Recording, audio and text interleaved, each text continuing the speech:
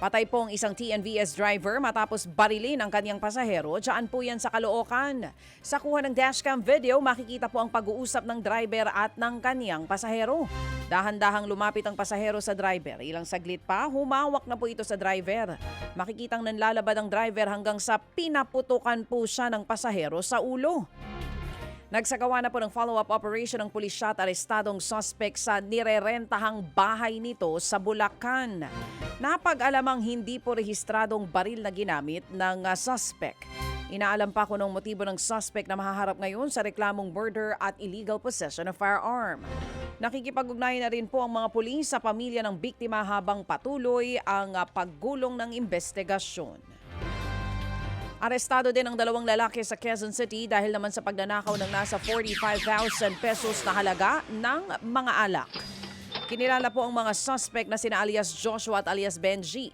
Ayon po sa mga pulis, ninakaw ng mga suspect ang alak mula po sa isang delivery truck sa bayan ng Sariaya, Quezon. Natutulog ang pahinante at driver ng truck nang mangyari po ang pagnanakaw.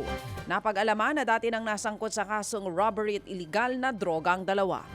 Parte po sila ng isang grupo kung saan una nang naaresto ang tatlo sa kasamahan nila. Nakakulong na rin po ang dalawang kawatan na ngayon po inahaharap sa kasong robbery.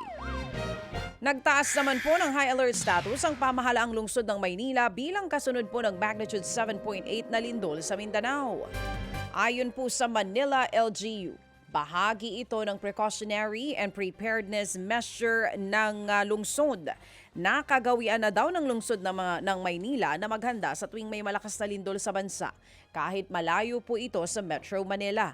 Inatasan din ni Manila Mayor Isko Moreno ang kanilang City Disaster Risk Reduction and Management Office o CDRRMO na maghanda po sakaling kailanganing magpadala ng response team sa lugar na naapektuhan ng lindol.